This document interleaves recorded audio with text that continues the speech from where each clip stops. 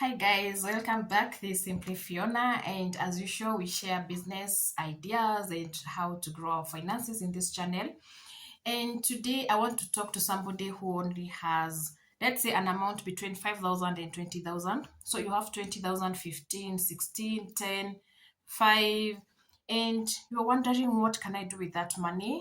Everybody, everywhere you check on Facebook, people are complaining how the economy is bad, how businesses are not moving. And so you're like, what can I do with that little amount of money? Or what can I do so that this money can provide me with my daily needs? And of course, it can be a source of income for you today and going forward. So today, I want to share those five ideas that you can use if you have 20,000, 15,000, 10, 5.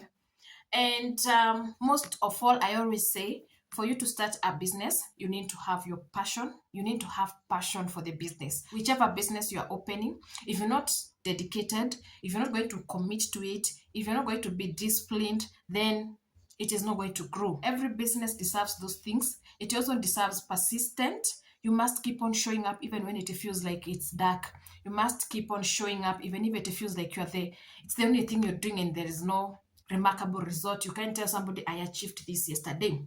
So if you're new here, my name is Fiona. Please remember to subscribe to my channel, like this video, also share me out. And of course, after sharing the ideas, comment down below there. Let me know what you feel about it. So my very first business idea that I'm going to share is the easiest that you can start, which is Mutumba business.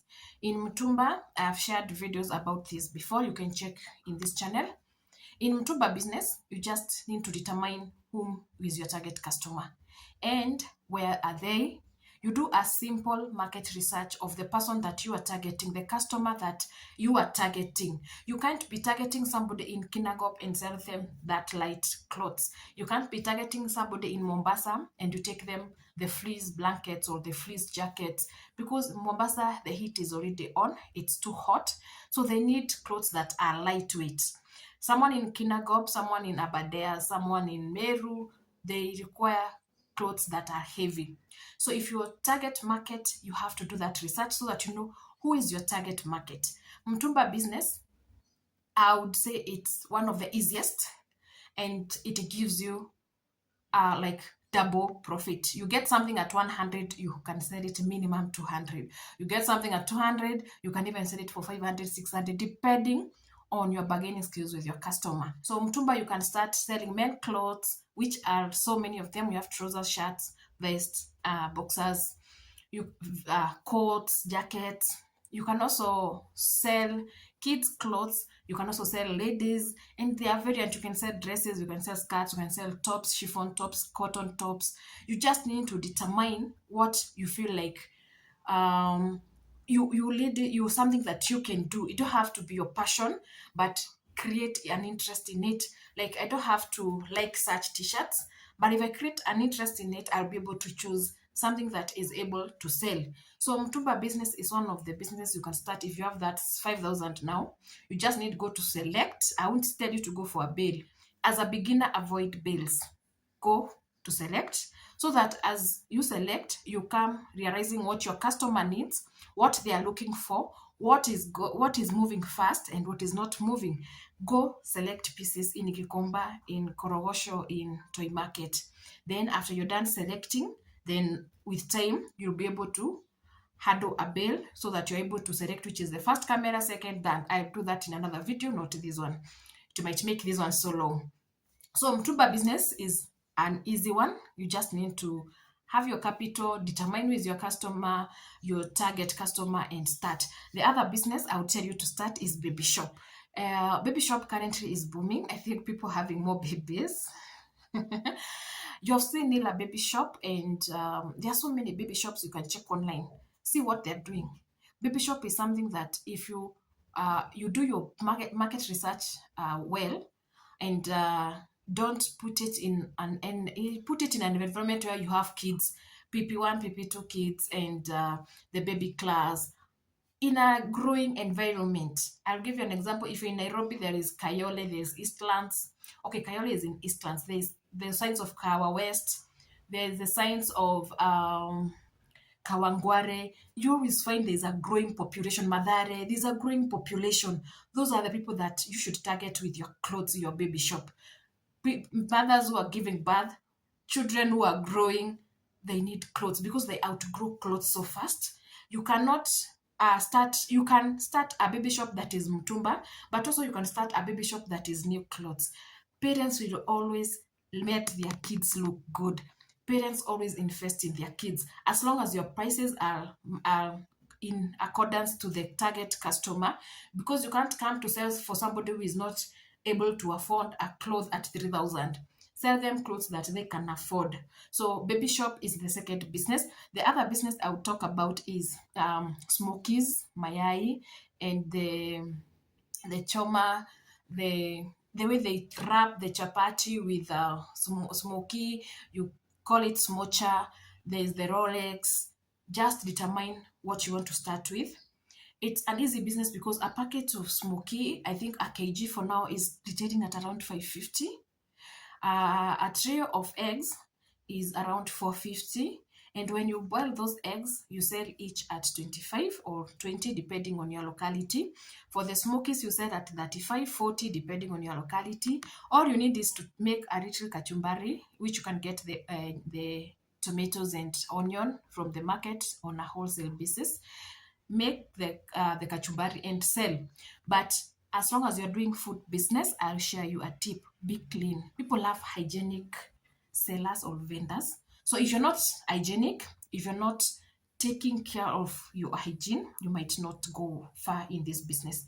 So mayai, smoky, smocha, rolex, all those are things that can really give you money, and you can able to start with your 10,000 shillings, because you can start with a bucket, then save up to buy a trolley. But if you have the 20,000, you start with a trolley. A second-hand trolley goes for around 3,500, 3,500, and then a packet of smoke. You can start with one, depending on how, as you check the market and you know when people are buying more, so that you can increase another packet as you go. The other business I would talk about is groceries. Groceries is the kawaida kibada story. I said if you live in a highly populated area, this is the best business for you. Kibada, you just talk with someone who wants a house or an apartment. They get you some space outside there. And all you do is you bring in your stuff. Kibada, I'll give you a secret. At the moment, don't focus on one thing, like you're just selling tomatoes, carrots, potatoes, cabbage. Try and incorporate a few more things in it. Like you can start boiling githeri, you can start boiling beans, dengu. You can also put fruits. You can have a small blender and blend some fruits for people, some juice, or at least have some pineapple, some melon, the common fruits, oranges. We had the mango season, which has ended. If it is during the season, you can sell them too. So for your kibada, for you to make something, I might not be wanting to buy tomatoes, but I might be wanting to eat a melon. I might not be wanting to buy a melon, but I want to take some juice. So the other thing, you can also boil githeri, beans. You might find people that want to buy beans so that they can go and cook rice or dengu or githeri, then go and stew. So try to have at least more things going on in your kibada to increase chances of you making a sale. The fifth business is the easiest. You can start even without any money, is daycare business. Daycare is taking care of kids. And I want to put a disclaimer before I can explain more about daycare. You need to have passion for kids. You need to love kids. You need to treat people's kids with love, care, and the attention they need. Daycare is not like any business where you're there for money. No, you're there for money, but you're there more because you love doing what you do. Daycare involves you taking care of kids, and kids can be dramatic. They can push your limits. So you really need to be a person who loves kids. That is a disclaimer. The other disclaimer is make sure that with kids, the slow or you have the nyubakumi, the chief, the law knows that you are operating daycare. There is that rule, like the nyubakumi should know, because anything can happen with kids. Someone's kid can get sick and you need to go to the hospital, and anything can get from bad to worse or good to worse. You need to have your business well protected, well structured. So make sure the nyumba kumi knows, the plot owner knows, because mostly you start it in your own house. Let the plot owner know that you have a daycare, so that in case anything happens, they can clearly say you have a daycare and you've been treating kids well. Let your maybe your chief, there are some papers that I think you need to know. I'm not conversant with the papers you need in 2026, but do your due diligence before you start daycare, as much as it is the easiest, because kids are available. Mothers need to go to work, fathers need to go to work, and they need someone to take care of that baby. And some people are just avoiding the nanny thing because, first of all, it is expensive and the economy is not favoring that. So the richer they get, they prefer, they would rather pay 100 or 200 in a daycare. Please, despite the money, have the passion and the love for kids. So those are 5 ideas that you can start with, to between 5,000 to 20,000 shillings. And I believe those ideas are not something that are so complex. It's something that you can start. And if you decide to start, let me know in the comment section which one you started, how it's going. And I wish you the very best. Remember, God always, and we are told that you start small and ask God to multiply it. God loves humble beginnings. I wish you well as you plan to start whatever idea you go on with.